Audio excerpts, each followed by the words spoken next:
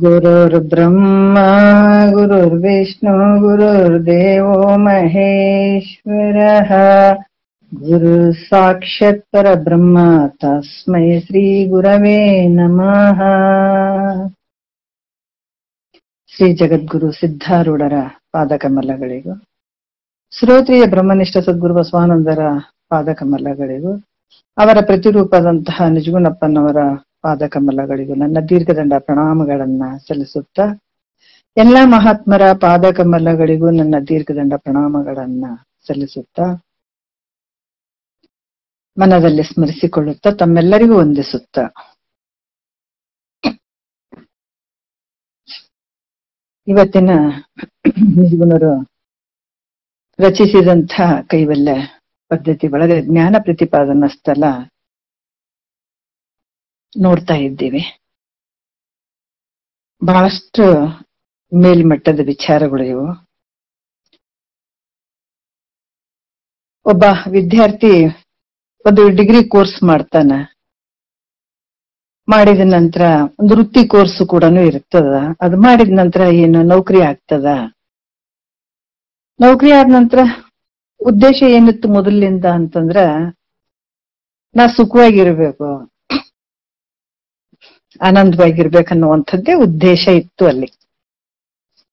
ಅಲ್ಲಿಂದ ಆ ಡಿಗ್ರಿ ಮಟ್ಟ ಒಂದನೇ ಕ್ಲಾಸಿನಿಂದ ಆತ ಡಿಗ್ರಿ ಮಾಡುವ ಮಟ್ಟ ಆತ ಹಲವಾರು ತರಗತಿಗಳನ್ನ ಮುಗಿಸ್ಕೊಂಡು ಬಂದಿದ್ದಾನ. First standard, second standard, third standard ಅಂತೆಲ್ಲ ಮುಗಿಸ್ಕೊಂಡು ಬಂದಿರ್ತಾನ. ಕೊನೆಗೆ ಅಷ್ಟ ಒಂದು ಕೋರ್ಸ್ ಡಿಗ್ರಿ ಮಾಡಿದ್ಮೇಲೆ ಅದೊಂದು ಕೋರ್ಸ್ ಮಾಡಿದ ನಂತರ ನನಗ್ ನೌಕರಿ ಆಗ್ತದ, ನಾನು ಆನಂದವಾಗಿರ್ಬಹುದು, ಸುಖವಾಗಿರ್ಬಹುದು ಅನ್ನುವಂಥದ್ದು ಭಾವನೆ ಇರ್ತದೆ. ಅಲ್ಲಿ ಮತ್ತೆ ನೌಕರಿ ಆಯ್ತು ಅಂತಂದಾಗ ಮತ್ತ ಮುಂದಿಂದು ಅಲ್ಲಿಗೆ ತೃಪ್ತಿ ಆಯ್ತತಿ, ಇನ್ನು ಆನಂದವಾಗಿರ್ಬಹುದಪ್ಪ ಅಂತ ಅನ್ಕೊಳ್ತಾನ. ಅದೇ ರೀತಿ ಕೂಡ ಇಲ್ಲಿ ಇದೇ ಒಂದು ಜನ್ಮದಲ್ಲಿ ಫಸ್ಟ್ ಸ್ಟ್ಯಾಂಡರ್ಡ್, ಸೆಕೆಂಡ್ ಸ್ಟ್ಯಾಂಡರ್ಡ್ ಅಂತ ಅದ ಹೆಂಗ ಹಂತ ಹಂತವಾಗಿ ಬಂದು ಒಂದು ಡಿಗ್ರಿ ಬಂದಲ್ಲಿ ಸುಖ ಅಂತ ಅನ್ಕೊಳ್ತಾನ. ಇಲ್ಲಿ ಕೂಡ ನಿಷ್ಕಾಮ ಪುಣ್ಯದ ಫಲ ಇದು. ಜನ್ಮ ಜನ್ಮಾಂತರದಲ್ಲಿ ಮಾಡಿದಂತಹ ಒಂದು ನಿಷ್ಕಾಮ ಪುಣ್ಯದ ಫಲ ಇವಾಗ ನಮ್ಗ ಜ್ಞಾನಕ್ಕೆ ತಂದು ಕೂಡಿಸಿದೆ. ಈ ಜ್ಞಾನ ಆದ್ಮೇಲೆ ಏನು ಅಂತಂದಾಗ, ಇದು ಬಹಳ ಮೇಲ್ಮಟ್ಟದ್ದು. ಈ ಜ್ಞಾನ ಆಯ್ತು ಅಂದಾಗ ಜನ್ಮ ಸಾರ್ಥಕ. ಯಾಕಂದ್ರೆ ಹುಟ್ಟು ಸಾವು ಅನ್ನುವಂಥದ್ದು, ಭವ ದುಃಖ ಅನ್ನುವಂಥದ್ದು ನಿವೃತ್ತಿ ಮಾಡುವಂಥದ್ದು ಈ ಜ್ಞಾನ ಅನ್ನುವಂಥದ್ದು. ಅದಕ್ಕೆ ಇಲ್ಲಿ ಮಹಾತ್ಮರು ಇದನ್ನ ತಳುವುದೇ ಮಾಡ್ಪದಾವುದು ಭವಾರಣ. ಮುಖ್ಯವಾಗಿರುವಂತದ್ದು ಈ ವೇದ ಉಪನಿಷತ್ತುಗಳಲ್ಲಿ ಹಲವಾರು ರೀತಿಯಿಂದ ಕರ್ಮಕಾಂಡಗಳ ಬಗ್ಗೆ ಬರ್ಕೊಂಡು ಬಂದಿದ್ದಾರೆ, ಉಪಾಸನೆ ಕಾಂಡದ ಬಗ್ಗೆ ಬರ್ಕೊಂಡು ಬಂದಿದ್ದಾರೆ. ಯಾತಕ್ ಬರ್ಕೊಂಡು ಬಂದಿದ್ದಾರೆ ಅಂದ್ರೆ ಮೂಲ ಉದ್ದೇಶ ಜ್ಞಾನವನ್ನು ಪಡ್ಕೊಳ್ಳಿ ಅನ್ನುವಂಥದ್ದೇ. ಯಾಕಂತಂದ್ರ ಭೋಗದ ಅಪೇಕ್ಷೆ ಇಟ್ಕೊಂಡು ಕೆಲವೊಂದು ಜೀವಿಗಳು ಕರ್ಮವನ್ನ ಮತ್ತೆ ಉಪಾಸನೆ ಕಾಂಡವನ್ನ ಮಾಡಬಹುದು.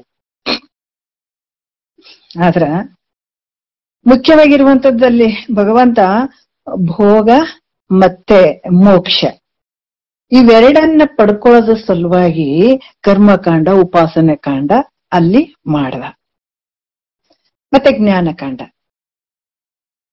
ಈ ವೇದಗಳ ಕೂಡ 4 ವೇದಗಳನ್ನ ಮಾಡ್ದ. ಯಾತಕ್ಕಂದ್ರೆ ಇದೇ ಒಂದು ಈ ಜ್ಞಾನವನ್ನು ಪಡ್ಕೊಳ್ಳಿ,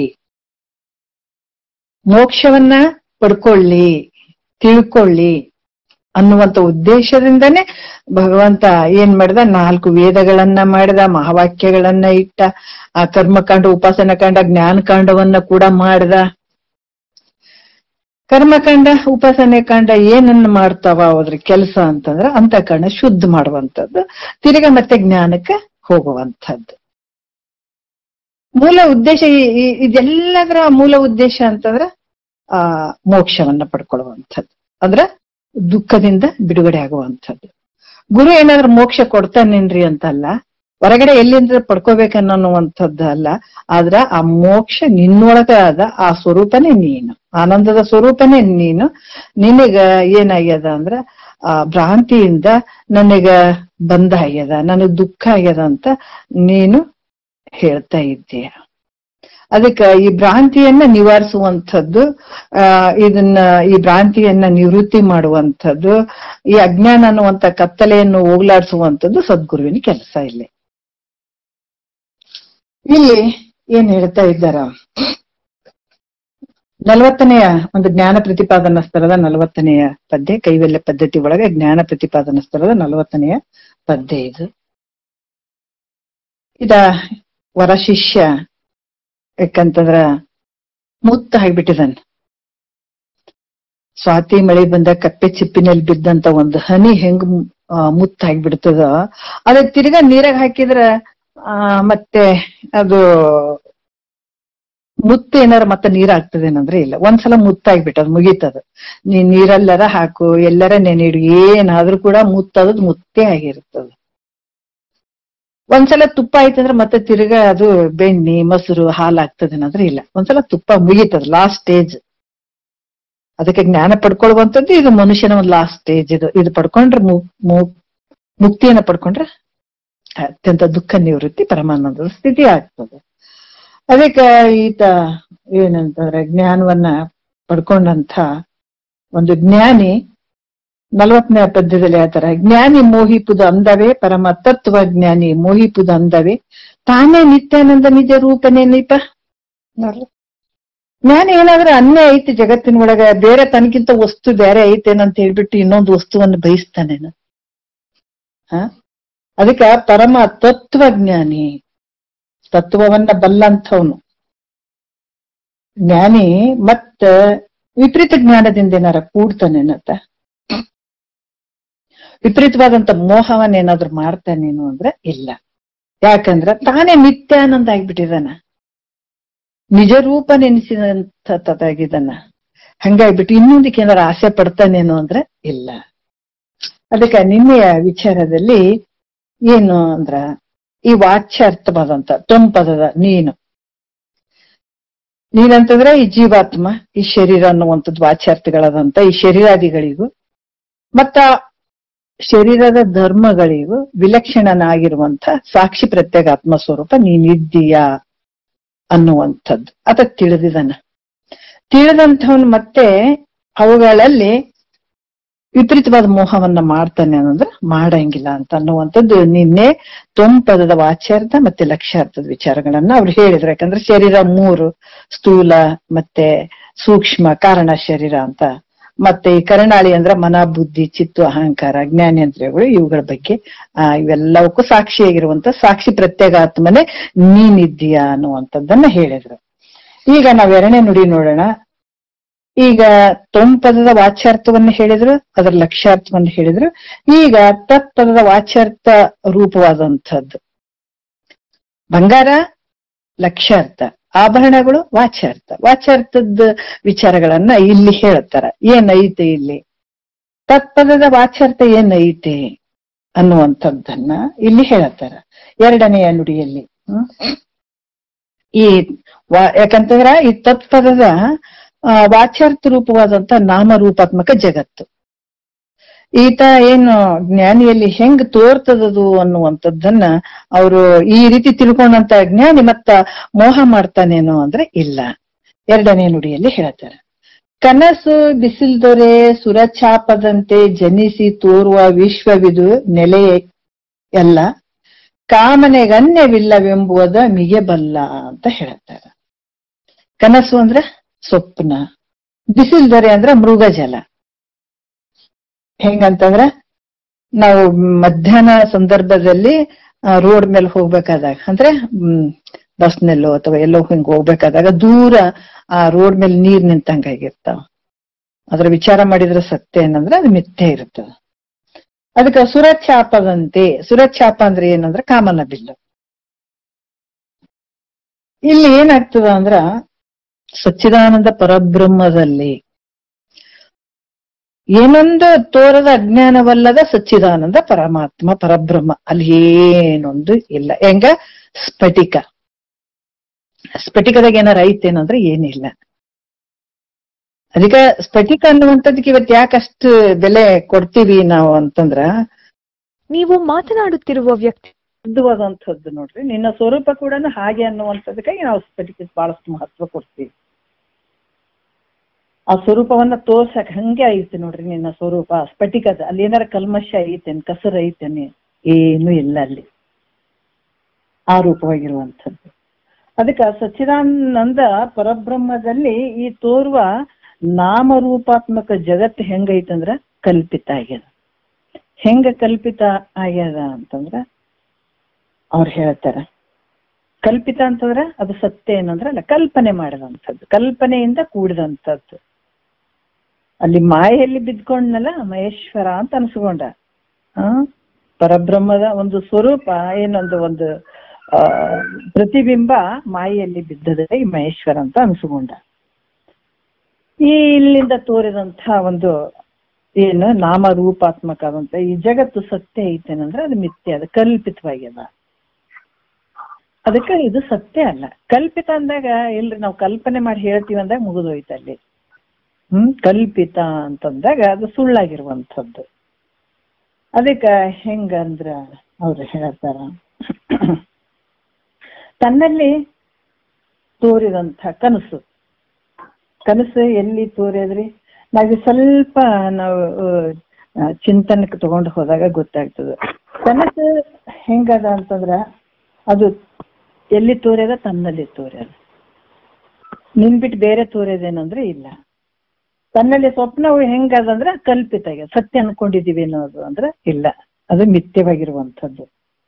ಯಾಕಂದ್ರ ಸ್ವಪ್ನದಲ್ಲಿ ನಮ್ಗ ಆ ಕನಸು ಸ್ವಪ್ನದಲ್ಲಿ ಇರ್ಬೇಕಾದಾಗ ಆ ಕನಸು ಸತ್ಯ ಅಂತ ಅನ್ಕೊಂಡಿರ್ತೀವಿ. ಯಾವಾಗ ಸ್ವಪ್ನದಿಂದ ಹೊರಗಡೆ ಬಂದಾಗ ಇದು ಕನಸು ಅಂತ ತಿಳ್ಕೊಳ್ತೀವಿ. ಅದ್ರಾಗ ಇಲ್ಲಿ ಕೂಡ ಈ ಕನಸು ಯಾವ ರೀತಿ ಆ ಕನಸಿನಲ್ಲಿದ್ದಂತ ವ್ಯಕ್ತಿಗೆ ಆ ಕನಸು ಸತ್ಯ ಅನ್ನಂಗ ಹೆಂಗ್ ತೋರ್ತದೋ ಅದೇ ರೀತಿ ಕೂಡ ಈ ಭ್ರಾಂತಿ ಕಾಲದಲ್ಲಿ ಜಾಗ್ರದಲ್ಲಿ ತೋರುವಂತ ಈ ಸಂಸಾರ, ಈ ವ್ಯವಹಾರ, ಈ ಶರೀರ, ಈ ಜಗತ್ತು ಎಲ್ಲ ಸತ್ಯ ಅನ್ನಂಗ್ ತೋರ್ತದೆ. ಯಾಕಂದ್ರೆ ನಮಗೆ ಇನ್ನು ಭ್ರಾಂತಿ ಒಳಗದೀವಿ, ನಾವು ಕಲ್ಪನೆ ಒಳಗದೀವಿ ನಾವು. ಅದಕ್ಕೆ ಇದೆಲ್ಲ ಸತ್ಯ ಅಂತ ಬಡಬಡಿಸ್ತಾ ಇದ್ದೀವಿ. ಆದ್ರೆ ಕನಸು ಅಲ್ಲಿ ಕನಸು ಬಿದ್ದ ತಕ್ಷಣ ನಮ್ಗೆ ಬೇಗ ಎಚ್ಚರ ಆಗ್ಬಿಡ್ತದ, ಅವಾಗ ಕನಸು ಅಂತ ಅನ್ಕೊಳ್ತೀವಿ. ಆದ್ರೆ ಈ ಜಾಗ್ರ ಪ್ರಪಂಚ ಕನಸು ಅಂತ ತಿಳ್ಕೊಬೇಕಾದ್ರ ನಾವ್ ಎಲ್ಲಿಗೆ ಹೋಗ್ಬೇಕು? ಸದ್ಗುರು ಮುಖಾಂತರ ಹೋಗ್ಬೇಕು. ಈ ಜಾಗ್ರ ಪ್ರಪಂಚ ನಮಗ್ ಸುಳ್ಳು ಆಗ್ಬೇಕಾಗೈತಿ. ಇಲ್ರಿ ನಮಗ್ ಇದೆಲ್ಲ ವ್ಯವಹಾರ ಮಾಡಾಕತ್ತೀವಲ್ರಿ, ಇದು ಸತ್ಯನೇ ಅನಿಸ್ತದ್ರಿ, ಇದು ಹೆಂಗ್ ಮಿಥ್ಯೆ ಅನಿಸ್ತದ್ರಿ ಅಂತ ಪ್ರಶ್ನೆ ಬಂದ್ರ ಇದು ಒಂದು ಸಲಕ ಅರ್ಥ ಆಗಂಗಿಲ್ಲಪ್ಪ, ಇದು ಶ್ರವಣ ಮಾಡ್ಬೇಕು. ಯಾಕಂದ್ರೆ ಈ ಬ್ರಹ್ಮ ಸತ್ಯ ಜಗನ್ಮಿಥ್ಯ ಅನ್ನುವಂತ ವಿಚಾರಕ್ಕಾಗಿ ನಾವು ಸದ್ಗುರುವಿಗೆ ಶರಣಾಗತನಾಗಿ ಈ ಜಗತ್ತು ಹೆಂಗ್ ಮಿಥ್ಯೆ ಐತೆ ಅನ್ನುವಂಥದ್ದನ್ನ, ಈ ಜಗತ್ತನ್ನುವಂತ ಏನ್ ಕನಸಿನಲ್ಲಿ ನಾವು ಸಂಸಾರ ಮಾಡಾಕತ್ತೀವಲ್ಲ, ಈ ಸಾವು, ನೋವು, ನಲಿವು, ಇದೆಲ್ಲ ಈ ಶರೀರ ಬರುವಂಥದ್ದು ಇವೆಲ್ಲ ಎಲ್ಲಿ ನಡೆದಾವ ಅಂದ್ರೆ ಕನಸಿನಲ್ಲೇ ನಡೆದಾವ. ಇನ್ನು ವಾಸ್ತವಿಕ ಪ್ರಪಂಚಕ್ಕೆ ನಾವು ಬಂದಿಲ್ಲ ನಾವು. ಅದಕ್ಕೆ ಸದ್ಗುರು ಜಾಗ್ರ ಮಾಡಕ್ ಬಂದಂಥದ್ದು. ಎಲ್ಲ ಇವು ಮಲಿಗ್ ಬಿಟ್ಟಾವ, ಇವು ಅಜ್ಞಾನ ಅನ್ನುವಂಥ ಕತ್ತಲೆಯಲ್ಲಿ ಇವೆಲ್ಲ ಮಲಿಗ್ ಬಿಟ್ಟಾವ ಇವು. ಯಾರು ನೋಡೋಣ, ಯಾರಿಗೊಂದ್ ಸ್ವಲ್ಪ ನಿದ್ದೆ ಜಾಸ್ತಿ ಆಗ್ಬಿಟ್ಟು ಯಾರು ಎಚ್ಚರದಿಂದ ಅದಾರ ಅವ್ರಿಗೆ ಸ್ವಲ್ಪ ಒಬ್ರಿಗನ ಎಬ್ಬಿಸಿದ್ರಾಯ್ತು ಅನ್ನುವಂಥ ಭಾವನೆಯಿಂದ ಸದ್ಗುರು ಬಂದ್ಬಿಟ್ಟಿದ್ದಾನೆ ಇಲ್ಲಿ. ಯಾಕಂದ್ರ ಈ ಜನನ ಮರಣ, ಈ ಸಂಸಾರ, ಈ ದುಃಖ, ಇದೇನ್ ಗೊಂದಲಗಳು ಅದಾವಲ್ಲ, ಈ ಮೂರು ಶರೀರಗಳು ಜಾಗ್ರ, ಸ್ವಪ್ನ, ಸುಸುಪ್ತಿ, ವಿಶ್ವ, ತೈಜಸ್, ಪ್ರಾಜ್ಞೆ, ಇವೆಲ್ಲ ಏನ್ ಅದಾವ ಇಂದ್ರಿಯಗಳು, ಇದ ಮಾಡುವಂತ ವ್ಯವಹಾರ ಇವೆಲ್ಲ ಎಲ್ಲಿ ನಡೆದಾವ ಅಂದ್ರ ಸ್ವಪ್ನದಲ್ಲೇ ನಡೆದಾವ ಇವು. ಯಾಕಂದ್ರ ಇದು ವಿಚಾರ ಮಾಡಿ ನೋಡಿದಾಗ, ಯಾವಾಗ ಸದ್ಗುರುವಿಗೆ ಶರಣಾಗತನಾದಾಗ ಈ ಜಾಗ್ರದಲ್ಲಿರುವಂತ ಈ ಕನಸು ಏನ್ ಐತಲ್ಲ, ಈ ಕನಸಿನಿಂದ ಹೊರಗ್ ಬರಕ್ ಸಾಧ್ಯ ಅದ. ಅಲ್ಲಿವರೆಗೂ ಇಲ್ಲೇ ಕನಸಿನಲ್ಲೇ ಒದ್ದಾಡೋದು. ಅದಕ್ಕ ಇದು ಹೆಂಗದ, ಈ ಕನಸು ಸತ್ಯದಂತ ತೋರಿದಂಗಾದ್ರೂ ಕೂಡ ಮಿಥ್ಯ ಕನಸು. ಮತ್ತೆ ಅಲ್ಲಿ ಕನಸಿನಾಗ ಇದ್ದಂತ ವ್ಯಕ್ತಿಗೆ ಏನ್ ತೋರ್ತದ? ಸತ್ಯ ಅನ್ನಂಗೆ ತೋರಿರ್ತದ, ಏನ್ ಮಿಥ್ಯ ಅಂತ ನನ್ನಲ್ಲಿದ್ದು. ಅದೇ ರೀತಿ ಕೂಡ ಈ ಭ್ರಾಂತಿ ಒಳಗೆ ಬಿದ್ದಂತ ಈ ಜೀವಾತ್ಮ, ಈ ಜಗತ್ತು ತೋರುವಂತ ಜಗತ್ತು ಕೂಡ ಸತ್ಯ ಅನ್ಕೊಂಡೆ ಕುಂತಾನಿದ್ದ. ಅದಕ್ಕ ಯಾವಾಗ ಯಾವುದನ್ನ ಇದಿಟ್ಟು ನಾವು ತಿಳ್ಕೊಳ್ತೀವೋ, ಅರಿತೀವೋ, ದೃಶ್ಯವಾಗಿ ಯಾವುದು ನಮ್ಮಿಂದ ತಿಳಿಸಿಕೊಳ್ತದೋ ಅದು ಸತ್ಯ ಅಂತ ಹೇಳಕ್ ಬರಂಗಿಲ್ಲ. ನಾವು ಅರ್ಥ ಮಾಡ್ಕೊಳ್ಬೇಕು. ನಮ್ಮಿಂದ ಏನೇನ್ ಪದಾರ್ಥಗಳು ನಮ್ಮಿಂದ ತಿಳಿಸಿಕೊಳ್ತಾವೋ, ನಾವೇನನ್ನ ಅರಿತೀವಿ, ನಮ್ಮಿಂದ ಏನ್ ಅರಿಸಿಕೊಡ್ತದೋ ಅವೆಲ್ಲ ಮಿಥ್ಯ ಅಂತ ಗಟ್ಟಿಯಾಗಿ ತಿಳ್ಕೊಂಡ್ಬಿಡ್ಬೇಕು. ಏನೇ ಆಗಿರ್ಬೋದು, ನಮ್ ಕಾಣುವಂಥದ್ದು ಏನೇನ್ ದೃಶ್ಯ ಅದ ಅವೆಲ್ಲ ಮಿಥ್ಯನೇ ಅದಾವ. ಅದಕ್ಕೆ ಹೇಳಿದ್ರಲ್ಲ, ಇವಾಗ ಅಮ್ಮ ಹಾಡಿದ್ರು ಒಂದು ಹಾಡು, ನಾನು ಕೊನೆಯ ಒಂದು ನುಡಿ ಕೇಳಿದೆ. ಕಟ್ಟಿದ ಮನೆ ಒಮ್ಮೆ ಬೀಳುವುದು, ಹುಟ್ಟಿದ ಹುಳು ಒಮ್ಮೆ ಸಾಯುವುದು. ಎಲ್ಲ ದೃಶ್ಯ ನೋಡ್ರಿ, ಪ್ರತಿಯೊಂದು ನಾವು ದೃಶ್ಯವಾಗಿ ತಿಳ್ಕೊಳ್ತೀವಿ. ಅವೆಲ್ಲ ಏನ ಮಿಥ್ಯದಿಂದ ಕೂಡಿದ ನಾವು ಗಟ್ಟಿ ಆಗ್ಬೇಕು. ಯಾವುದು ನಮ್ಮಿಂದ ತಿಳಿಸಿಕೊಳ್ತದೋ, ಅರಿಸಿಕೊಳ್ತದೋ, ಯಾವುದು ನಮ್ಮಿಂದ ತೋರ್ತದೋ ಅದು ಮಿಥ್ಯೆ ಆಗ್ಯದ ಅಂತ ತಿಳ್ಕೋಬೇಕು. ಇದರಿಟ್ಟು ಅರಿಯುವಂಥದ್ದು. ಯಾಕಂದ್ರ ದೃಶ್ಯವಾಗಿ ಅರಿಸಿಕೊಳ್ಳುವಂಥದ್ದು ಎಲ್ಲ ಮಿಥ್ಯೆ ಆಗ್ಯದ. ನಿನ್ನ ಇವುಗಳನ್ನ ಇದರಿಟ್ಟು ಅರಿಯುವಂಥವು ನೀನಿರಿ. ಮತ್ತೆ ಮೃಗಜಲ, ಬಿಸಿಲು ದೊರೆ ಅಂತ ಹೇಳ್ತಾರ. ಮೃಗಜಲ ಇದು ಹೆಂಗಾಗ್ತದ ಅಂತಂದ್ರೆ, ಮತ್ತೆ ಮೃಗಜಲ ಅಂತಂದ್ರು ಕೂಡ ಇದು ಒಳಿಯಂಗ ಒಂದೊಂದ್ಸಲ ರೋಡ್ ಮೇಲೆ ಬಿಸಿಲಿದ್ದಾಗ ರೋಡ್ ಮೇಲೆ ಒಳಿಯ ಅರ್ಧಂಗ್ ಹರಿತಿರ್ತದ, ನೀರ್ ಬಂದಂಗ್ ಬರ್ತಿರ್ತದ, ನೀರ್ ಬಿದ್ದ ಅರ್ಧಂಗ್ ಕಂಡು ಬರ್ತದ. ಆದ್ರೆ ವಿಚಾರ ಮಾಡಿದ್ರೆ ಅದು ಸತ್ಯ ಏನು?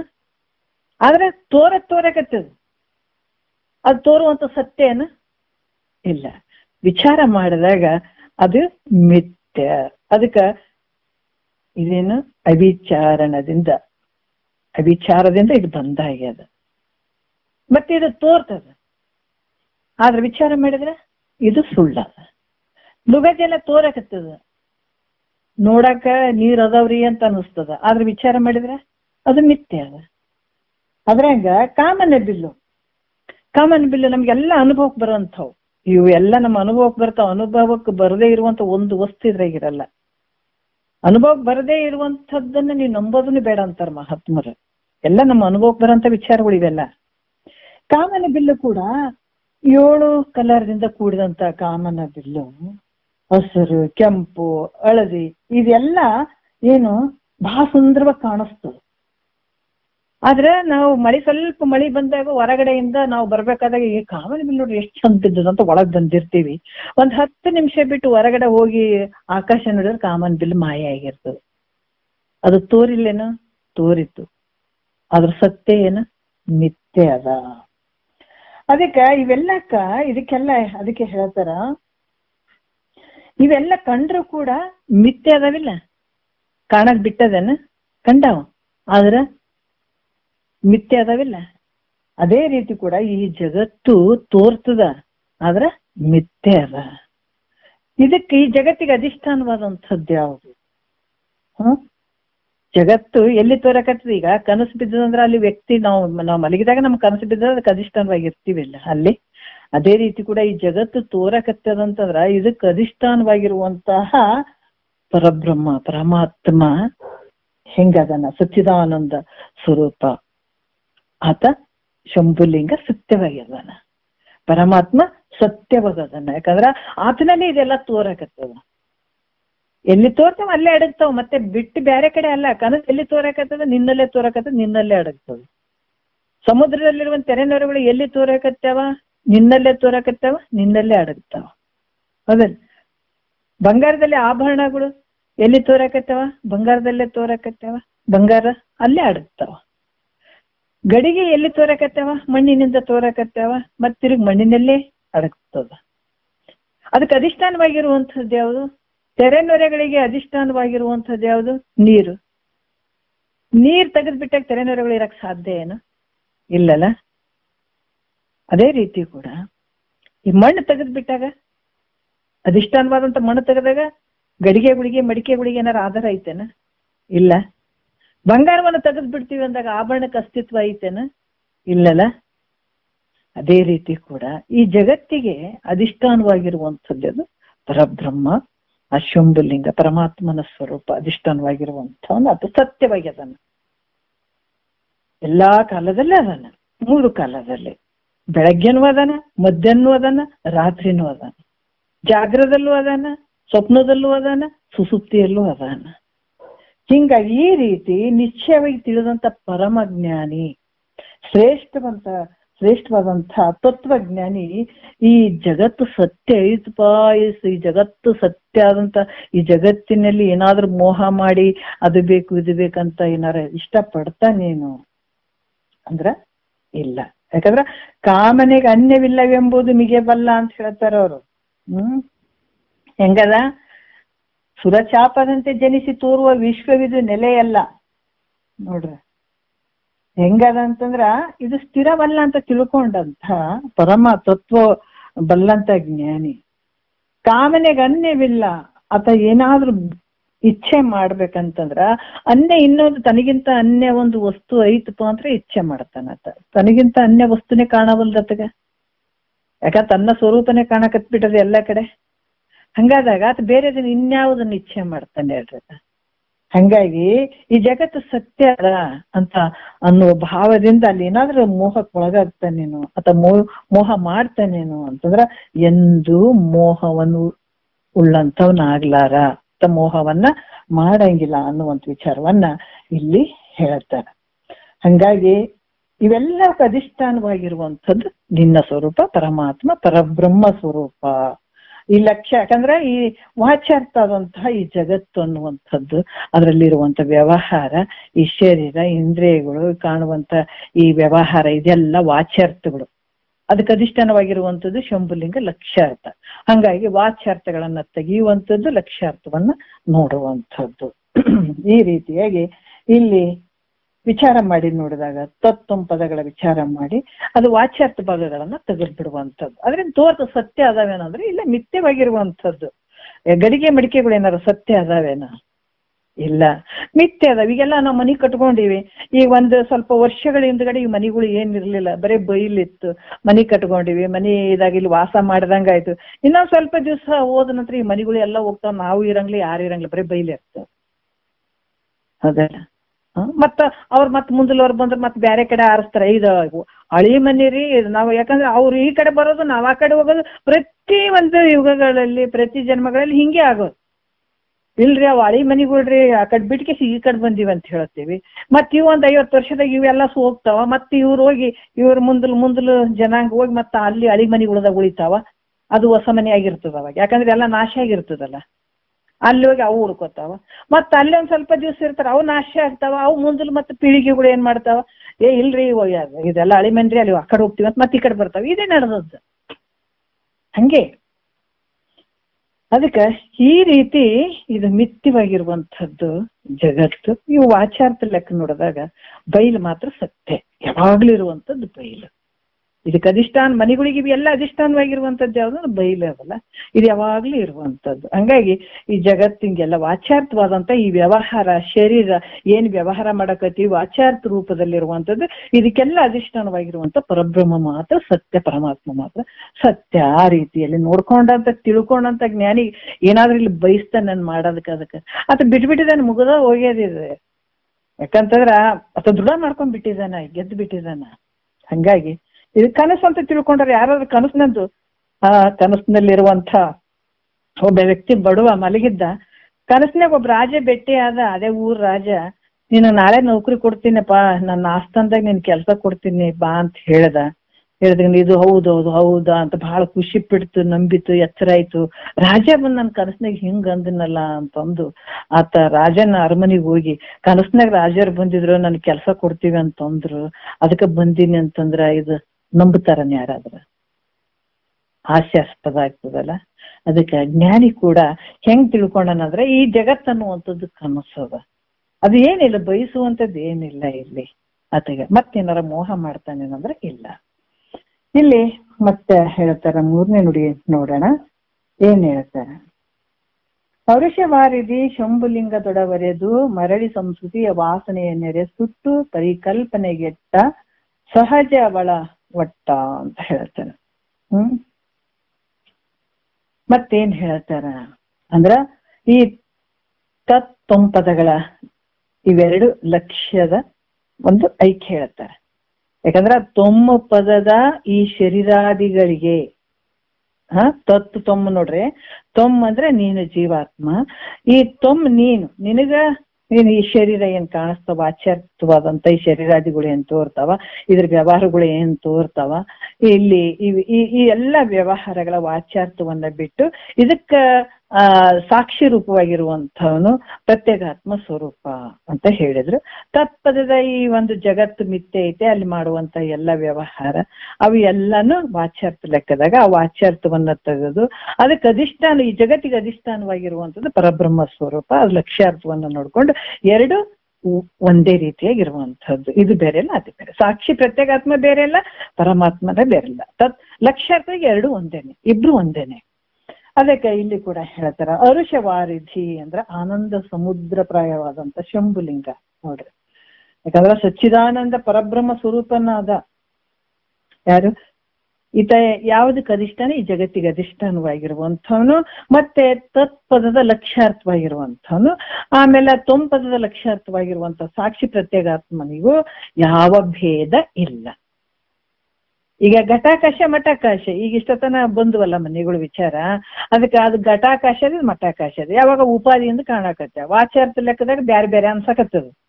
ಅದು ಮಠಾಕಾಶ ಐತ್ರಿ, ಇದು ಘಟಾಕಾಶ ಅಂತ ಹೇಳ್ತೀವಿ. ಯಾವಾಗ ಉಪಾಧಿಗಳು ಅದು ಮಠಾನು ಬಿದ್ದೋಯ್ತು, ಇದು ಗಡಿಗಿನೂ ಹೊಡೆದೋಯ್ತು ಅಂದಾಗ ಅದ್ರದ್ದು ಬೈಲಿ ಇದ್ರದ್ದು ಬೈಲಿ ಬ್ಯಾರೆ ಅದೇನ್ರಿ, ಎರಡು ಒಂದೇ ಅಲ್ಲ. ಅದೇ ರೀತಿ ಕೂಡ ಈ ಜಗತ್ತಿಗೆ ಈ ತತ್ಪದದ ಲಕ್ಷ್ಯಾರ್ಥವಂತಹ ಪರಮಾತ್ಮ ಪರಬ್ರಹ್ಮ ಸ್ವರೂಪ ಶಂಭುಲಿಂಗ, ಆಮೇಲೆ ಈ ಒಂದು ಸಾಕ್ಷಿ ಪ್ರತ್ಯೇಗಾತ್ಮ ತೊಂಪದದ ಲಕ್ಷ್ಯಾರ್ಥವಾದಂತ ಸಾಕ್ಷಿ ಪ್ರತ್ಯೇಗಾತ್ಮ ತನಗ ಇವೆರಡಕ್ಕೂ ಭೇದ ಇಲ್ಲ.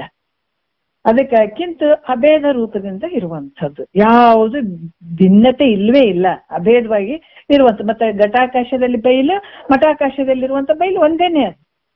ಹಂಗಾಗಿ ಸಚ್ಚಿದಾನಂದ ಮತ್ತೆ ಲಕ್ಷಣ ಮತ್ತೆ ಶಿವನಿಗಿರುವಂಥ ಲಕ್ಷಣ ಎರಡು ಒಂದೇ, ಅಭೇದವೇ ಅದು. ಇದರಿಂದ ಏನಾಗ್ತದ, ಸೋಹಂ ಭಾವನೆಯಿಂದ ಕೂಡಿರ್ತನಿತ ಪರಮ ತತ್ವಜ್ಞಾನಿ. ಸೋಹಂ ಅಂದ್ರೆ ನಾನು ಪರಬ್ರಹ್ಮ ಸ್ವರೂಪ ಪರಮಾತ್ಮನೇ ಅನ್ನುವಂಥ ಭಾವದಲ್ಲಿ ಆ ದೃಢ ಅಪರೋಕ್ಷ ಜ್ಞಾನ ಉಳ್ಳವನಾಗಿರ್ತಾನ ನೋಡ್ರಿ. ಆ ಮಟ್ಟಕ್ಕೆ ಹೋಗ್ತಾನತ.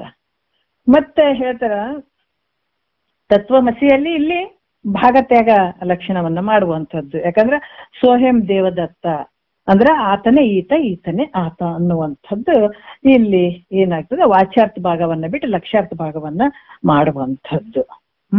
ಅದಕ್ಕೆ ಈ ರೀತಿಯಾಗಿ ಅಹಂ ಬ್ರಹ್ಮಾಸ್ಮಿ ಅನ್ನುವಂಥ ದೃಢವಾದ ಅಪರೋಕ್ಷ ಜ್ಞಾನ ಉಳ್ಳಂಥವನಾಗಿರ್ತಾನೆ ಪರಮ ತತ್ವಜ್ಞಾನಿ. ಅದಕ್ಕೆ ಭೇದ ರೂಪವಾದಂತ ಈ ಪ್ರಪಂಚದ್ದೇನದ ಎಲ್ಲ ವಾಚ್ಯಾರ್ಥ ಭಾಗವನ್ನ ಎಲ್ಲವನ್ನ ಬಿಟ್ಟಿರ್ತಾನೆ, ಲಕ್ಷ್ಯಾರ್ಥ ರೂಪದಲ್ಲೇ ಆತ ಇರ್ತಾನೆ. ಯಾಕಂತಂದ್ರ ಈ ಲಕ್ಷ್ಯಾರ್ಥ ಇದೇನ್ ಕಾಣಿಸ್ತದ, ಯಾಕಂದ್ರೆ ಈ ಪ್ರಪಂಚವೆಲ್ಲವೂ ಲಕ್ಷ್ಯಾರ್ಥ ರೂಪ ಚೈತನ್ಯದಲ್ಲಿ ಹೆಂಗದಿದು ಕಲ್ಪಿತಾಗ್ಯದ, ಕಲ್ಪನೆಯಿಂದ ಕೂಡ್ಯದ.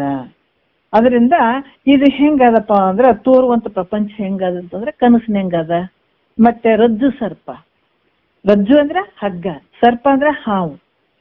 ನೋಡಿದ ತಕ್ಷಣನೇ ಹಾವು ಅಂತನ್ನುವಂತ ಭ್ರಮೆ ಹೆಂಗಾಗ್ತದ.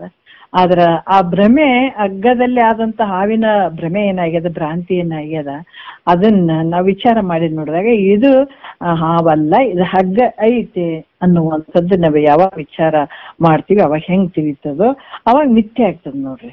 ಆ ಸರ್ಪ ಅನ್ನುವಂಥದ್ದು ಮಿಥ್ಯೆ ಆಗ್ತದ. ಅದರಿಂದ ಇಲ್ಲಿ ಯಾಕಂತಂದ್ರ ಈ ಒಂದು ರೀತಿಯಲ್ಲಿ ಆ ರಜ್ಜುವಿನ ನೋಡಿ ಯಾವ ರೀತಿ ಆ ರಜ್ಜು ಸತ್ಯ ಅದ, ಅದರಲ್ಲಿ ತೋರಿದಂತ ಸರ್ಪ ಮಿಥ್ಯೆ ಅದ, ಆ ರೀತಿಯಲ್ಲಿ ಅಧಿಷ್ಠಾನವಾದಂತ ಪರಮಾತ್ಮ ಸತ್ಯ ಅದಾನ, ಇಲ್ಲಿ ತೋರಿದಂತಹ ಒಂದು ಜಗತ್ತು ಮಿಥ್ಯೆ ಆದಂತ ನಿಶ್ಚಯವಾಗಿ ಅಲ್ಲಿ ತಿಳ್ಕೊಂಡಂತ ಜ್ಞಾನಿಗೆ ಸಂಸಾರದ ಏನಾಗಿರ್ತದ ನೋಡ್ರಿ, ಮರಳಿ ಸಂಸ್ಕೃತಿಯ ವಾಸನೆಯ ನೆರೆ ಸುಟ್ಟು ಅಂತ ಹೇಳ್ತಾರೆ. ಈ ಪರಮಜ್ಞಾನಿ ಏನಾಗಿರ್ತದೆ, ಸಂಸಾರದ ವಾಸನೆಗಳೆಲ್ಲ ನಾಶ ಆಗಿರ್ತಾವತ್ತಾಗ.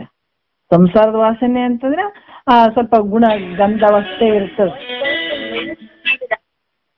ಅಲ್ಲಿ ಏನಾಗಿರ್ತದ ಅಂತಂದ್ರ ಗುಣಗಂಧಾವಸ್ಥೆ ಅಂದ್ರೆ ಒಂದು ಸ್ವಲ್ಪ ವಾಸನೆ ಅಲ್ಲಿ ಇರ್ತದ.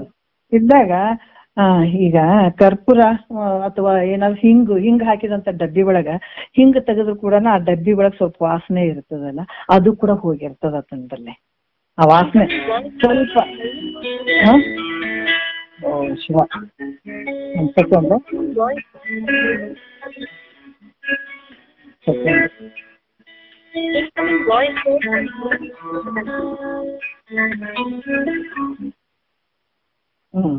ಅದಕ್ಕೆ ಏನಾಗ್ತದ ಅಂತಂದ್ರ ಆ ವಾಸನೆ, ಸಂಸಾರದ ವಾಸನೆ ಎಲ್ಲ ನಿಶ್ಚಯವಾಗಿ ಅಲ್ಲಿ ಏನಾಯ್ತ ನಾಶ ಆಗಿರ್ತದ.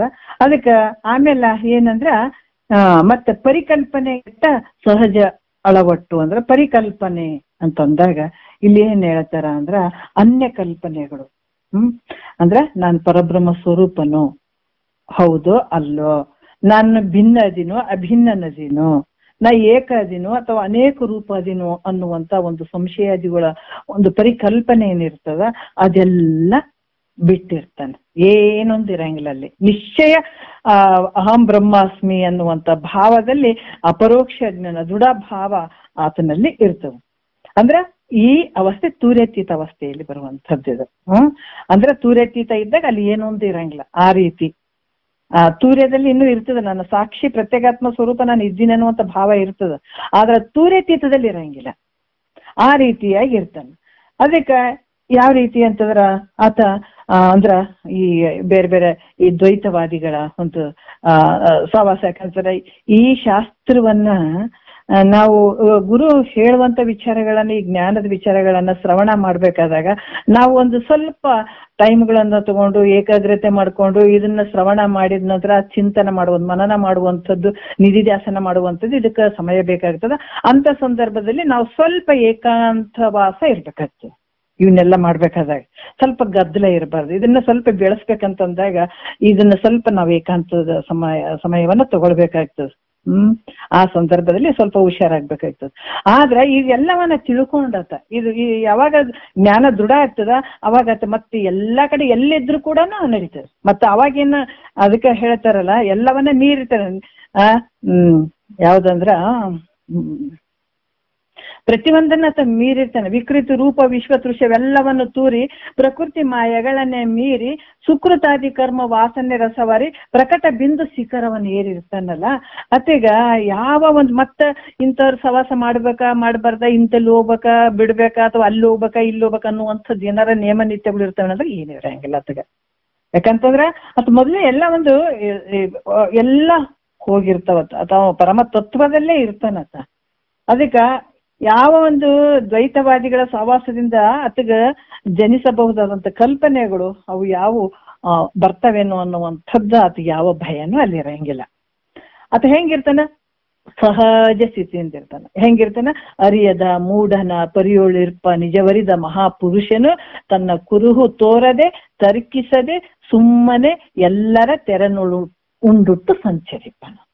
ಅಜ್ಞಾನಿ ಹೆಂಗಿರ್ತಾನ? ಅಜ್ಞಾನಿ ಅಂತಂದ್ರ ಯಾವ ರೀತಿಯಲ್ಲಿ ಆತ ಹೇಳ್ಕೊಳಕ್ ಹೋಗಂಗಿಲ್ಲ, ಕೇಳಕ್ ಹೋಗಂಗಿಲ್ಲ. ನೀವು ನಾನು ಇಷ್ಟು ತಿಳ್ಕೊಂಡಿದ್ದೀನಿ ನೀವು ತಿಳ್ಕೊಡ್ರಿ ಅಂತ ಹೇಳಕ್ ಹೋಗಂಗಿಲ್ಲ. ಯಾರೋ ಗೊತ್ತು ಮಾಡ್ಕೊಂಡು ಇವ್ರ ಮಹಾತ್ಮರು ಅದಾರಂತ ಕೇಳಿದ್ರೆ ಒಂದ್ 4 ಮಾತುಗಳು ಹೇಳ್ತಾರ, ಇಲ್ಲಾಂದ್ರೆ ತಮ್ಮ ಅನ್ನೋಂಥದಾಗ ತಾವಿರ್ತಾರ. ತಿಳಿಲಾರ್ದವ್ರ ಅಂತಲ್ಲಿ ನೀವು ತಿಳ್ಕೊಡ್ರಿ ಅಂತ ಹೇಳಕ್ ಹೋಗಂಗಿಲ್ಲ. ಯಾಕಂದ್ರೆ ಇದಕ್ಕೆ ಬೇಕಲ್ಲ ಪುಣ್ಯದ ಭಾವನೂ ಬೇಕಾಗ್ತದ.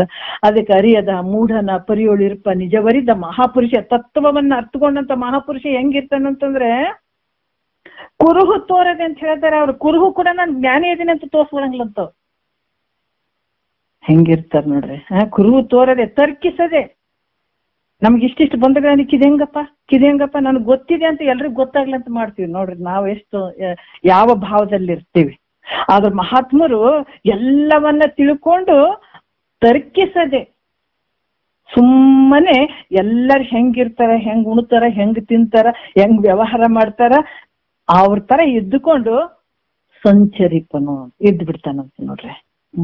ಅದಕ್ಕೆ ಸಹಜವಾದ ಸ್ಥಿತಿಯಿಂದ ಇರ್ತಾನೆ, ನಿಜ ಸ್ಥಿತಿಯಿಂದ ಇರ್ತಾನೆ. ಮತ್ತೆ ಹಂಗಲ್ಲ, ತನ್ನ ಬ್ರಹ್ಮಾನಂದದಲ್ಲೇ ಇರ್ತಾನಲ್ಲ. ಅಂದ್ರ ಪರಮನು ತಾನು ದಶಮನೆಂದು ತಿಳಿದ್ ಬಳಿಕ. ಯಾಕಂದ್ರ ಈ ದಶಮ ಅಂತ ದೃಷ್ಟ ಅಂತ ಹೇಳಿದಾರೆ ನೋಡ್ರಿ. ಊರಿಗೆ ಹೋಗ್ಬೇಕಾದಾಗ 10 ಜನ ಒಳಿಯನ್ನ ದಾಟಿ 10 ಮಂದಿ ಒಳಗ ನಾವು ಇದ್ದೀವೇ ಇಲ್ಲ ಅಂತ ಒಬ್ರು ಎಣಿಸ್ತಾರ. ಅವ್ರಿಗೆ ಗೊತ್ತಾಗಂಗಿಲ್ಲ. ತನ್ನ ಬಿಟ್ಟು 1 2 3 4 5 6 7 8 9 ಅಂತ ಹೇಳ್ತಾರ. ತನ್ನನ್ನ ಬಿಟ್ಟಿರ್ತಾರ. ಒಬ್ಬನ್ ಸತ್ತೋದ ಅಂತ ಹಳ್ಳಿಕ್ ಶುರು ಮಾಡ್ತಾರ. ಹೌದಿಲ್ಲ. ಅವಾಗ ದಾರಿಯಲ್ಲಿ ಒಬ್ಬ ವ್ಯಕ್ತಿ ಹೋಗ್ತಿರ್ತಾನೆ, ಯಾಕೆ ಕಳ್ತಾ ಇದ್ದೀರಿ ಅಂದ್ರೆ, ಇಲ್ಲ ನಾವು ನದಿ ದಾಟಿ ಬರ್ಬೇಕಾದಾಗ 10 ಜನ ಇದ್ದೀವಿ, ಈಗ 9 ಜನ ಇದೀವಿ, ಒಬ್ಬನ ಹರ್ಕೊಂಡು ಹೋಗ್ಬಿಟ್ಟಿದಾನ, ಸತ್ತು ಹೋಗಿದಾನ. ಹಂಗಂದ್ರೆ ನಿಂತ್ಕೊಡ್ರಿ ನಾ ಎಣಿಸ್ತೀನಿ ಅಂತಂದ. 1 2 3 4 5 6 7 8 9 10 ಅಂತ ಹೇಳಿದ. ಇದೆಯಲ್ಲ ದಶಮ, ನೀನು ಇದೆಯಲ್ಲಪ್ಪ 10ನೇದವನು, ನೀನು ಇದೆಯಲ್ಲ ಅಂತ ತಾನು ಹೆಣಿಸಿದ. ಹೌದು ನಾನೇ 10ನೇದವ ಅಂತ ತಿಳ್ಕೊಂಡ. ಅವಾಗ ಆನಂದ ಆಯ್ತು ಇದ್ದೀವಿ ಅಂತ. ಯಾವ ರೀತಿ ಪರಮನು, ಯಾಕಂತಂದ್ರೆ ದಶಮನ್ ನಾನು 10ನೇದವ ಅಂತ ತಿಳ್ಕೊಂಡ ಮೇಲೆ ಅವಾಗ ಸ್ವಲ್ಪ ಗಾಬರಿತ್ತು. ಹಬ್ಬ ಪರವಾಗಿಲ್ಲಪ್ಪ ನಾನು 10ನೇದವ, ನಾನು ಇದ್ದೀನಿ ಅನ್ನುವಂತ ಭಾವ ಬಂದ ತಕ್ಷಣ ಅವ್ರು ಮತ್ತೆ ಊರಿಗೆ ಹೋಗ್ಬೇಕಂತ ಊರ್ ದಾರಿ ಹಿಡಿದಾಗ ಆತ ನಾ ದಶಮನ್ ಇದ್ದೀನಿ ಅಂತ ಅನ್ಕೋತಾನೇನ, ಆ ಭಾವನೆ ಬಿಟ್ಬಿಡ್ತಾನೆ ಮುಗಿತಲ್ಲಿ. ಬಿಟ್ಟಾಗ ಸಹಜ ಸ್ಥಿತಿಯಿಂದ ಇರ್ತಾನೆ. ಹಂಗಾಗಿ ಹಾಗೆ ಅಹಂ ಬ್ರಹ್ಮಾಸ್ಮಿ ಅನ್ನುವಂಥದ್ದು ಏನ್ ಭಾವ ತೂರ್ಯದಲ್ಲಿ ಇರ್ತದ ಭಾವ, ಆ ಭಾವ ಕೂಡ ಅಲ್ಲಿ ಕಟ್ಟಿಗೆ ಸುಟ್ಟು ಆ ಬೆಂಕಿ ಕೂಡ ನಾಶ ಆಗ್ತದಲ್ಲ. ಹಂಗ ಇಲ್ಲಿ ಆ ತೂರ್ಯ ಅವಸ್ಥೆ ಒಳಗ ಅಹಂ ಬ್ರಹ್ಮಾಸ್ಮಿ ಅನ್ನುವಂಥ ಭಾವ ಕೂಡ ನಾಶ ಆಗ್ಬೇಕಲ್ಲಿ. ಆಯ್ತು ಅಂದಾಗ ಅವಾಗ ಎಲ್ಲ ಕಲ್ಪನೆಗಳನ್ನ ತೊರೆದು ಆ ಏನೊಂದು ಕರ್ತವ್ಯವಿಲ್ಲದೆ ಸ್ವಸ್ವರೂಪ ಸ್ಥಿತಿಯಿಂದಿರುವಂಥದ್ದೇ ಸಹಜ ಅವಸ್ಥೆ. ಆ ರೂಪದಲ್ಲಿ ಇದ್ಬಿಟ್ಟಿರ್ತಾನೆ ನೋಡ್ರಿ. ಇಂಥ ಸಹಜ ಸ್ಥಿತಿಯಿಂದಿರುವ ಜ್ಞಾನಿ ಎಂದಾದ್ರೂ ಮೋಹವನ್ನ ಮಾಡ್ತಾನೇನು ಅಂದ್ರೆ ಇಲ್ಲ.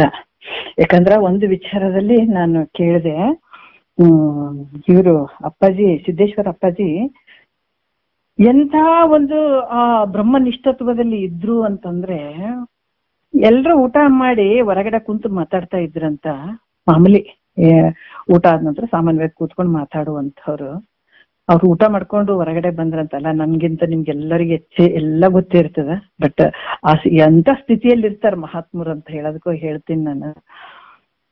ಹೊರಗಡೆ ಕೂತಿದ್ರೆ ಎಲ್ಲರೂ ಊಟ ಮಾಡ್ಕೊಂಡು ಅವ್ರು ಹೊರಗಡೆ ಬಂದ್ರಂತ ಅಪ್ಪಾಜಿ, ಸಿದ್ದೇಶ್ವರ ಅಪ್ಪಾಜಿ ಬಂದಾಗ ಅಲ್ಲಿ ಕೂತ್ಕೊಂಡವ್ರು ಒಂದು 10 ನಿಮಿಷ ಅವಿವೆಲ್ಲ ಮಾತಾಡಿ, ಅಲ್ಲ ನೀವ್ ಏನ್ ಊಟ ಮಾಡ್ಕೊಂಡ್ ಬಂದ್ರಿ, ಈಗ ಊಟ ಮಾಡ್ಕೊಂಡ್ ಬಂದ್ರಿ? ಹೌದು ಅಂದ್ರಂತ. ಏನ್ ಊಟ ಮಾಡ್ಕೊಂಡ್ ಬಂದ್ರಿ ಅಂದ್ರ, ಏನ್ ಊಟ ಮಾಡ್ಕೊಂಡು ಬಂದಿನ ಅನ್ನೋದು ಕೂಡ ಆ ಭಾವದಲ್ಲಿ ಇರ್ಲಿಲ್ಲ ಅಂತ ನೋಡ್ರಿ. ಅವ್ರಿಗೆ ಎಂಥ ಭಾವದಲ್ಲಿ ಇರ್ಬೋದು, ಎಷ್ಟು ಬ್ರಹ್ಮನಿಷ್ಠತ್ವದಲ್ಲಿ ಅವ್ರು ಇರಬಹುದು. ಅವಾಗ ಅವರೇ ಪೇಚಾಡ್ತಾ ಇದ್ರಂತ, ಏನ್ ಊಟ ಮಾಡಿದೆ ಅಂತ. ಅದಕ್ಕೆ ಹೇಳ್ತಾರೆ, ನಿಜವಾಗಿ ಬ್ರಹ್ಮನಿಷ್ಠತ್ವದಲ್ಲಿ ಎಂಥ ಸ್ಥಿತಿಯಲ್ಲಿ ಇದ್ರು ಅಂತ ನಾವು ಬಹಳಷ್ಟು ನಾವು ಇದ್ ಮಾಡ್ಬೇಕಾಗ್ತದಂತ. ಮಹಾತ್ಮರನ್ನ ನಾವು ಕಂಡಿದೀವಿ, ಅವ್ರ ಮಧ್ಯೆ ಇದ್ದೀವಿ ಅಂತಂದ್ರೆ ಬಹಳ ಖುಷಿ ಆಗ್ತದಲ್ಲ. ಅದೇ ತಾನೇ ಒಂದು ಅರ್ಧ ಗಂಟೆ ಆಗಿದೇನು ಊಟ ಮಾಡ್ಕೊಂಡು ಬಂದು ಪೇಚಾಡ್ತೇವೆ, ಏನ್ ಮಾಡಿದೆ ಅಂತ ಹೇಳ್ಬಿಟ್ಟು ಅಂತ ಒಂದು ಬ್ರಹ್ಮನಿಷ್ಠತ್ವದಲ್ಲಿ ಇದ್ದಂತ ಮಹಾತ್ಮರವರೆಲ್ಲ. ಅದಕ್ಕೆ ಈ ರೀತಿ ಆ ದೃಢ ಅಪರೋಕ್ಷ ಜ್ಞಾನ ಇರುವಂತದ್ದು. ಜ್ಞಾನಿ ಹೆಂಗೆ ಸಹಜ ಅವಸ್ಥೆಯಲ್ಲಿ ಇದ್ದು ಬಿಡ್ತಾನೆ. ಯಾವ ಭಾವಕ್ಕಲ್ಲಿ ಅವಕಾಶ, ತೂರ್ಯತೀತದಲ್ಲಿ ಮಾತ್ರ ಏನೇನೇನೇನೇ ಇರಂಗಿಲ್ಲ, ತಾನಾಗ್ಬಿಟ್ಟಿರ್ತಾನೆ. ಹಂಗಾಗಿ ಇಲ್ಲಿ ಶಂಭುಲಿಂಗ ಭಿನ್ನ, ಅವನಿಗೆ ನಾನು ಭಿನ್ನ ಇದೀನಿ ಅಂತ ವಿಪರೀತ ಲಕ್ಷಣದ ಮೋಹ ಏನಾದ್ರೂ ಈ ತತ್ವಜ್ಞಾನ ಬಲ್ಲಂತವನಿಗೆ ಇರ್ತದೇನಂದ್ರೆ, ಏನೆಲ್ಲ ಜಗತ್ತಿನಲ್ಲಿ ತನಗಿಂತ ಅನ್ಯವಾದಂತ ವಸ್ತು ಯಾವುದು ತೋರಂಗಿಲ್ಲ ತಗ. ಹಿಂಗಾಗಿ ಇಲ್ಲಿ ಈ ರೀತಿಯಾಗಿ ಸಹಜ ಸ್ಥಿತಿಯಿಂದ ಇರುವಂತಹ ಜ್ಞಾನಿ ಯಾವುದಕ್ಕೂ ಮೋಹ ಮಾಡಂಗಿಲ್ಲ. ಒಂದ್ ಸಲ ಅಥವಾ ಮುತ್ತಾಗ್ಬಿಟ್ಟಿದಾನಲ್ಲ, ತಿರ್ಗಾ ಮತ್ತ ಅಜ್ಞಾನ ಬಂದ ಆವರಿಸ್ತದೇನ್ರಿ, ಅದ್ ಹಂಗಾತಾನೇನ್ರಿ ಹಿಂಗಾತಾನ್ರಿ. ಅದು 20 ವರ್ಷಕ್ಕೆ ಜ್ಞಾನ ಆಗ್ಬೋದು, 30 ವರ್ಷಕ್ಕೆ ಜ್ಞಾನ ಆಗ್ಬೋದು, 10 ವರ್ಷದಾಗೂ ಜ್ಞಾನ ಆಗ್ಬೋದು ತೀವ್ರ ತರ ಇದ್ದಾಗ. ಆಮೇಲೆ ಆತ ಒಂದ್ 20 ವರ್ಷ 25 ವರ್ಷ 30 ವರ್ಷ ಜ್ಞಾನ ಆದ್ರೂ ಕೂಡ 70-80 ವರ್ಷ ಆಯುಷ್ಯ ಐತ್ರಿ. ಅವಾಗ ಕೇಳ್ತಿದ್ರಿ, ಅವಾಗ ಗುರುಗಳು ಇದ್ರಿ, ಮತ್ತೆ ಗುರುಗಳ ಹತ್ರ ಇದ್ದು ಕೇಳಿದಾರಿ, ಈಗ ಹೆಂಗ್ರಿ ಅಂತಲ್ಲ. ಜ್ಞಾನ ದೃಢಾಪರೋಕ್ಷ ಜ್ಞಾನ ಆಯ್ತು ಅಂದ್ರೆ ಅದು 70-100 ವರ್ಷ ತನ ಬದುಕಿದ್ರು ಕೂಡ ಮತ್ತೆ ಅಜ್ಞಾನ ಅನ್ನುವಂಥದ್ದು ಸುಳಿಯೋದಿಲ್ಲ. ಅದಕ್ಕೆ ಜ್ಞಾನ ಅನ್ನುವಂಥದ್ದು ಆಯುಷ್ಯ ಇರುವ ಮಟ್ಟ ನಿಮ್ಗೆ ಟೈಮ್ ಐತ್ರಿ. ನೀವು ಇದನ್ನ ಮಾಡ್ಕೊಳ್ಳುವಂಥದ್ದು ಪ್ರತಿಯೊಬ್ರು ಒಂದು ಜಗತ್ತಿನ ಮೇಲೆ, ಈ ಭೂಮಿ ಮೇಲೆ ಬಂದಂತ ಈ ಮನುಷ್ಯನ ಶರೀರ ಏನ್ ತೊಟ್ಕೊಂಡು ಬಂದಾರಲ್ಲ, ಪ್ರತಿಯೊಬ್ರು ಕರ್ತವ್ಯ ಅಂತ ಮಹಾತ್ಮರು ನಮ್ಮೆಲ್ಲರಿಗೆ ಎಚ್ಚರಿಕೆ ಕೊಡ್ತಾರ ಅಂತ ಹೇಳಿ ಅಂತ ಗುರುಗಳ ಒಂದು ಕೃಪಾಶೀರ್ವಾದ ನಮ್ಮೆಲ್ಲರ ಮೇಲೆ ಇರ್ಲಿ ಅಂತ ಹೇಳಿ 1-2 ಮಾತು ಗುರುಗಳು ಪಾದ ಕರ್ಪಿಸಿ ಮತ್ತೆ ನಾಳೆ ವಿಚಾರ ಮಾತಾಡೋಣ.